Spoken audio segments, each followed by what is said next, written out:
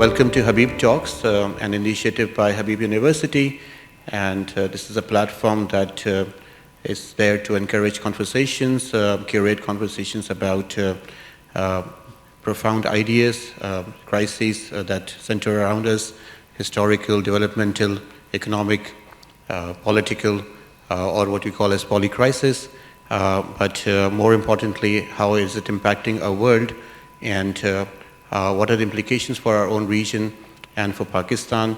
I am 𝗕𝗵𝗲𝗴𝗶𝗴𝗏.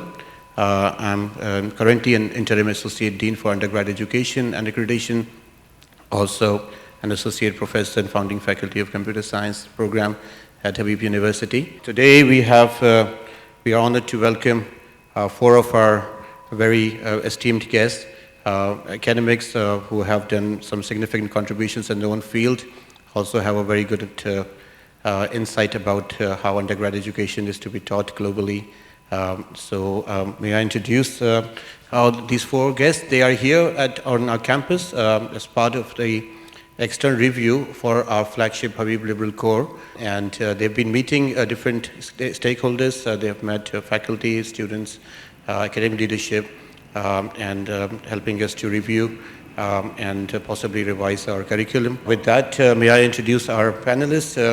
We have Dr. Thomas Hansen, who is an eminent anthropologist and a historian. He is the chair and professor of anthropology at Stanford University, writer of many books. Professor Farina Mir has come from University of Michigan, Ann Arbor. She is an historian, has a very strong lens on post-colonial literature and the historical perspective to it. Dr. Brian Penpris is a professor of physics and astronomy, also a vice president for sponsored research, and a very strong proponent of undergrad STEM education. And last but not least, Dr. Lynn Stein, who is a professor and founding faculty at Olin College. She's a computer scientist. So today's episode will focus on the liberal arts education.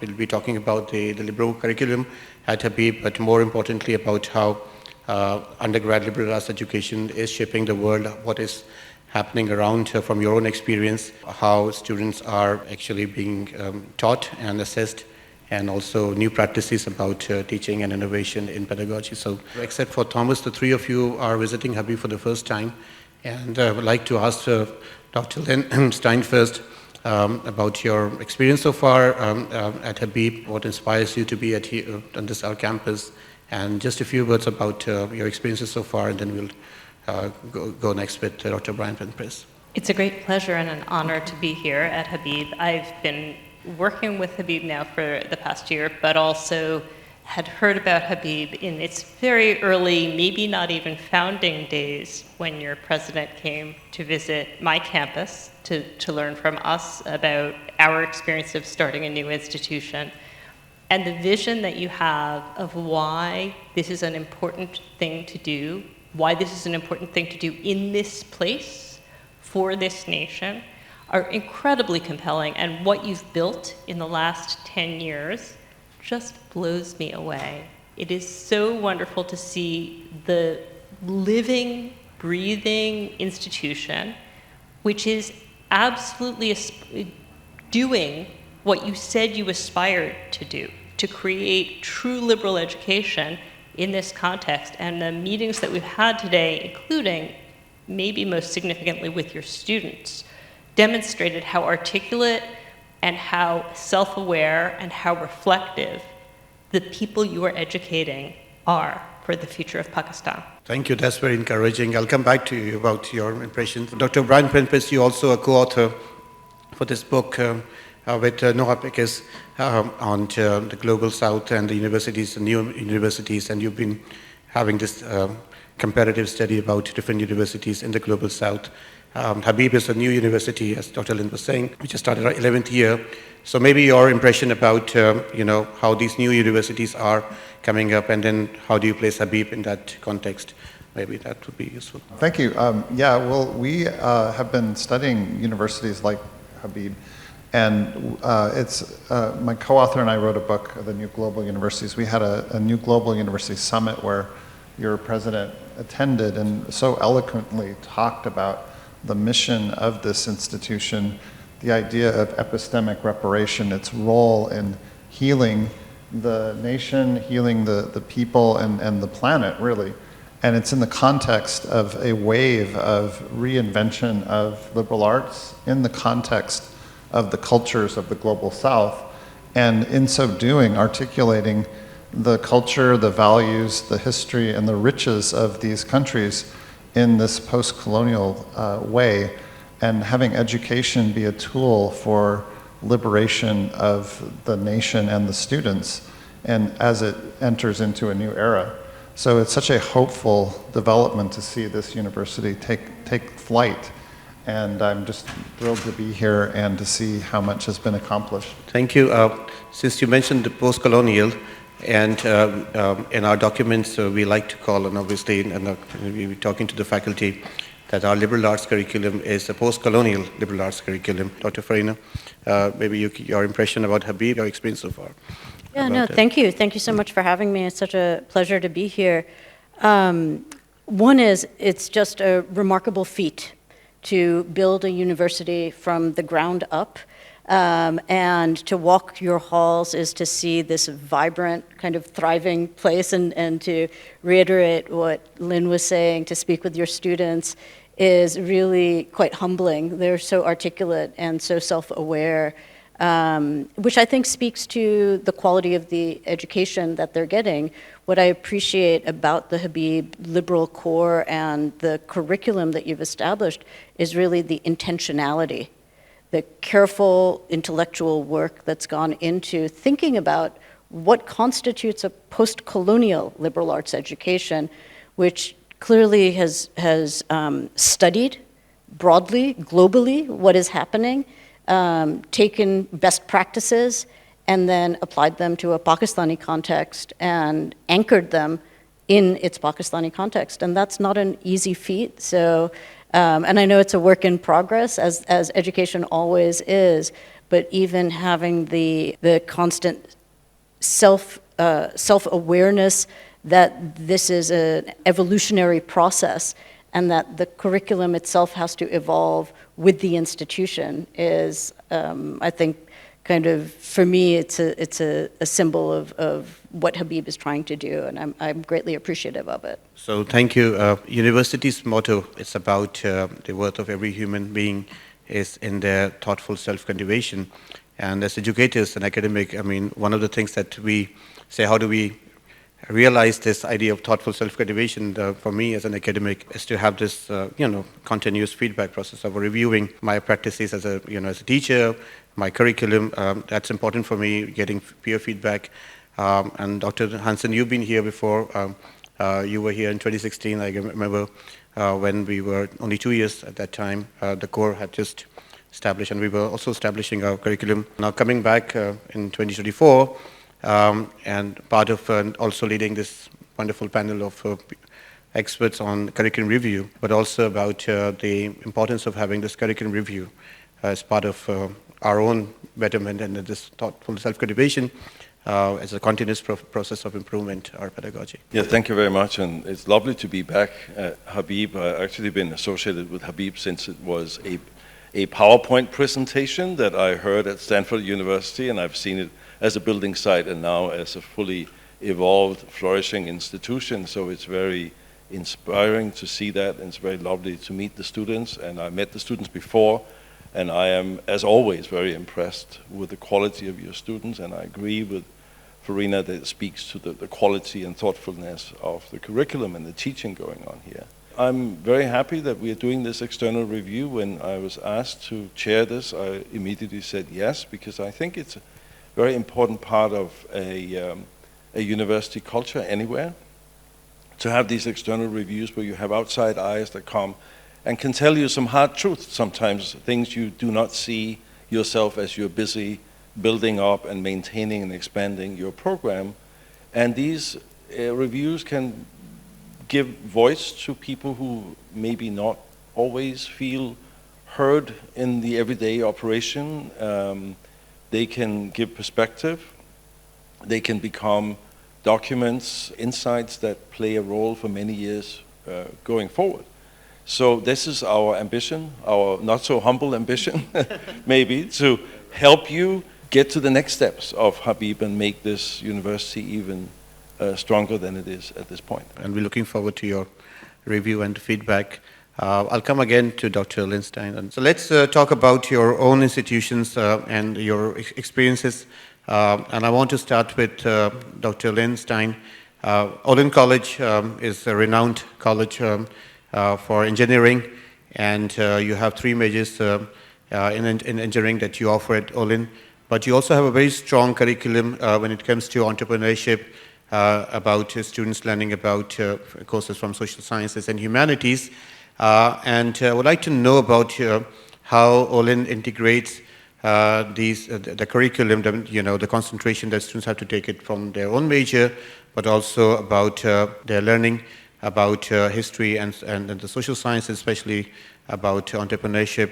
Helps them to become better engineers. How does the liberal arts education model, which is interdisciplinary in nature, helps them to become better computer engineers and electrical engineers, and even like computer scientists. So I'd like to know about your thoughts on that. Olin was founded very much out of an understanding that there was extraordinary engineering education in the world, which was training people with extremely virtuous technical knowledge, and that many of the best technically trained engineers had relatively little understanding of the business context, of the human context, of the social context into which they were attempting to provide solutions. So Olin was founded out of a number of national and international studies that established clearly the need for engineers who at the same time understood what it meant to solve, what it meant to build things that were adaptable and adoptable and sustainable, and to solve for people and for societies. So a deep understanding of both the business, or more broadly entrepreneurial context, what it means to create out of nothing, and what it means to understand human beings, to understand social systems, to understand much more broadly than the purely technical, but not to ignore that technical, to integrate those things. And so we came into existence to try to demonstrate what a truly integrated education of that sort might look like. We learned from many around us who had tried to do pieces of this, and I think on some level, nothing we did was truly unique. But the combination of things proved to be really powerful. And we've worked over the years with many other institutions that aspire in their own contexts, localized for what makes sense for them, for their own missions, to build similar kinds of education, which is exactly what Habib University is doing for Pakistan. Aspiring to, obviously, yeah. We've got lots to learn from Olin College. I know some of my colleagues have been to Olin. When they came back, they ran several workshops about, teaching us about the Olin's method of doing it. You had a very long chapter about Olin College in your book that I read, but you also have a perspective about universities outside of the US. Lynn was saying about Olin College, it's a very powerful combination of ingredients that really transform students and transforms education. And what we're seeing, at all these different schools like Habib, is the recognition of how synergies between disciplines and between epistemologies are really liberating and really powerful. And one, rather than adopting the traditional approach of narrow specialization, which lends one toward a mindset that pushes very fast and very hard in one direction, often ignoring the human consequences of those interventions and often resulting in environmental and other disasters. This new kind of education, by taking account of all these human factors, cultural issues, and having actually individuals doing these technologies and doing the science themselves, having their own sense of who they are and their own sense of belonging in a culture and in a place, they become much more effective in terms of implementing solutions that are really good for their humanity and for the people around them. I like to think of that rootedness that students can get as that sort of fulcrum that can then provide a leverage for change in the world. And it seems small. Schools like Olin and like where I'm at, 𝗁𝗂 University and Habib, not giant universities in terms of scale, but in terms of their transformative power, far greater than their numbers would indicate, because they provide an example, they provide an existence proof, if you will, of this kind of education. And we've already heard that as the graduates go out into the workforce, employers really recognize how powerful the combination is of expertise in technology combined with expertise in humanities and social sciences. And so that's a really wonderful recipe that exists here, and it's really powerful for your students and for the country. So one thing that we have, again, as part of our, grounded in our aspiration for our curriculum in general, but Habib Liberal Core being for us a backbone, or something that, but all of the 6 majors that we currently offer have to go through, is about this idea of epistemic reparation. And this fragmentation of knowledge and specialization. So at the time when my colleagues, they designed these courses, some of these courses which are on Pakistan, modern South Asian, what is modernity, 𝗬𝗓𝗔 and hikmah and others, the idea was that what if we want to teach history, then history can be taught in so many different lenses. And we have to have this very strongly post-colonial lens. You as an historian and with that expertise, how do you teach it, history in your university admission, your mission in our, and how do you think that other places outside of Habib are trying to understand their reality? There's so many things one could say about that, but maybe the one example that I'll take is not actually the history course or what is modernity, but the 𝗬𝗓𝗔. If we really want to think about how to decolonize our thinking, one of the things would be so often our own traditions have been devalorized. Undoubtedly, my own scholarly predilections have leaned in thinking through those questions, particularly in the areas of language, right? So my earlier work looked at the way that the Punjabi language had been devalued, largely through a colonial discourse, so much so that my own parents asked me why I was studying Punjabi in college. Like, why would you even think of doing that, right? But to see here, within Pakistan, where higher education is in the English language, to place 𝗬𝗓𝗔 into the core, to ensure that every student graduating is grounded in their own literary tradition, is both knowledgeable about it, but also gains an appreciation for how rich, how varied it is. I think that's, looking at curricula being established even in other parts of South Asia, I would say that that's really unique and, to my mind, an example of putting into action what you mean when you talk about a decolonial liberal arts education. I just want to share, in my previous generation, and that's very common in our part of the world, that people would be, they would speak 4 to 5 languages. My parents, they understood Punjabi, Gujarati, and that was Farsi, of course, and Urdu. So one of the implications of modernity that, our students undergo is this monolinguistic lens that, when obviously, so not even Punjabi, not Urdu, not Sindhi, but got to be teaching everything in English. And that was the decision. So 𝗬𝗓𝗔 became a mandatory course, although we were not required by any accreditation, that it's not going to be a monolingual core where all the courses will be taught in English. We have to bring this as part of our being post-colonial. But another aspect so I teach sometimes a course in climate science, and I tell my students there are no 194 planets on this planet. There is only one planet, okay? So although the borders and the states are very, and this idea of borders and then how the nation states have evolved. But there are crises that we are now facing which are global, which are very complex.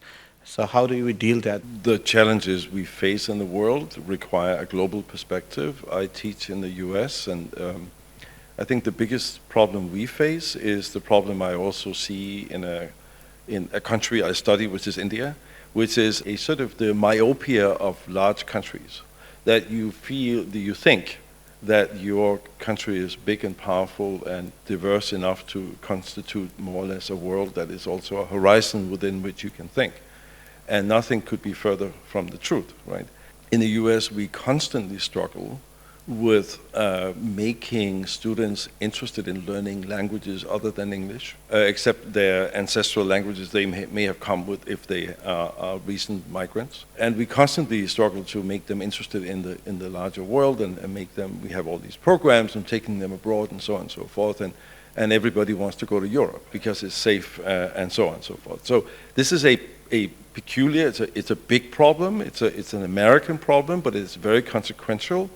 And one of the things we are trying to do, and increasingly, in fact, at Stanford, is to begin to build partnerships with liberal arts institutions in other parts of the world in order to not just take our students abroad on these sort of glorified tourism trips, but actually have them embedded within institutions that have curricular similarities with what we do, but also are institutions that take their own region and their own place in the world very seriously. And you're doing at Habib is very much that, to try to think about what the liberal arts, let's not forget the liberal arts, the liberal in the liberal arts, is also about emancipation. It's about setting people free through knowledge, and you can only set people free if they know what they have to be set free from, right? So they have to know their own history, they have to know a multitude of languages and so on and so forth. So even the biggest questions of the day cannot be confronted without that kind of multiplicity, both a local grounding in your own context and your own region, as well as a global understanding. And I think Habib has made a very bold move on this front. I see institutions in India that are struggling to do the same thing, but are sort of don't know quite, haven't resolved that question yet. I see institutions elsewhere in the Persian Gulf and so on and so forth that are also struggling to get that balance right. So I think Habib has a lot to offer as a model, as a bold model of how to do this. And I wish that in the future maybe Habib can be one of the nodes in this sort of network that we are trying to build, where we want to expose students who come to places like Stanford to a much wider world that offer forms of learning that are deep and meaningful and also global in orientation. Oh, thank you. Because I know right now our students go to Stanford, to 𝗵𝗡𝗃 for their summer program, and many of them they come. Them to come here. Yes, absolutely. Yeah. So we want to have this reciprocity as well, and that will be wonderful. I totally agree with what Thomas is saying. I think the way that these problems of the world get solved come from these kinds of more creative types of education. So I'm very excited to see people and institutions breaking out of what you might call a vocational, or what Paulo Freire would call a banker type of education, one that's narrowly focused on economic gain or efficiency, and instead broadens the lens to consider deeper meaning in life and other forms of value. And I think that's so important for us as we're in this very dangerous, turbulent time in history. One of the things about Habib's aspiration and of our curricula is to have this epistemic reparation, bridging the gaps between different disciplines. Half of our student body is our students from comparative humanities and social development policy and communication design. And we have a course, scientific methods and inquiry, which we continue to make it better. But the idea was that even if you are a student not from STEM major, but to understand how scientific thought has actually shaped our world the way and continues to do so in so many different ways. How do you as a scientist and also as an educator think about the need for that kind of an education? What's your take on that? So I spent a lot of time helping other institutions and designing curriculum in science, especially in interdisciplinary types of science. And the thing that I found really important, and I'm hoping that people in the humanities can really appreciate when they come into this environment, they're contemplating science in a different way. And science is less an accumulation of facts that are known as it is the boundary between what we know and we don't know. And it's the process of extending that boundary outwards. And so really conveying to students the drama of that, the passion of that, and the beauty of that, and the fact that it's a deeply human endeavor, it's deeply limited as well in terms of what it can know. And so having each of these different epistemic lenses, recognizing their power and their limitations and how they can be brought to bear together on problems is so valuable. And so I think on both sides, I think part of the epistemic reparation that your school talks about has to happen also within the walls of the academy, in that the students have to recognize in each of their different specialties the limitations and also the power of other approaches. But in terms of the humanistic type of science that you might be able to teach here, it'll make the people in humanities able to understand how deeply ingrained science and technology is in our life and how we depend, really our very survival depends on it. But also by being versed in it, they can apply some of their knowledge in the humanities to help connect the changes all around us into some of the universals of the human condition, and also help find more ethical and more thoughtful ways of applying science. As a result, we've seen in the last few decades new disciplines and new forms of knowledge, new majors which are very much not STEM-based or not just purely about humanities, and they are emerging now. What are the new frontiers of knowledge that you are seeing happening, as more of a merging of these disciplines in coming years, happening right now globally in a higher education spectrum? The things that I always look at are what are sometimes called exponential technologies, which involve the confluence of technologies like AI and synthetic biology and material science, which are all moving in tandem and all accelerating in an exponential way. And so each of them is sort of modifying the others, in that you can find advances in AI inventing entirely new materials that can then cause things that were formerly impossible to be engineered, and all of those kind of folding together almost seamlessly. So all of the different interfaces between disciplines have become very productive areas for research, and they're actually kind of a niche that students who are prepared in an interdisciplinary way can access, and students that are more focused and more siloed, as they say, may not be able to have the vocabulary and the other cognitive tools to be able to access those very productive interfaces. Climate science is another one where you have a seamless weaving of atmospheric science, geology, biology, and even human factors, socioeconomic polarization causing devastation from climate change. So these most urgent problems don't recognize which part of a campus should work on it. They demand all to come to attention and help fix it. And so that's why it's so urgently needed to have that interdisciplinarity. Thank you. And as we come to the end of this lightning session, I would want to extend our heartfelt gratitude to our globally renowned academics and experts, panelists for visiting Habib University's campus, sharing their invaluable insights and expertise with us today. Your contribution have truly enriched understanding and our commitment to liberal arts education in all of our 6 majors that we offer at Habib. It was incredibly wonderful to have you with us, and we look forward to having more inspiring conversations using this platform of Habib Talks, inviting globally renowned academics and thinkers to continue with the conversations that basically are centered around what we teach at Habib. as part of our undergrad curriculum. So thank you very much.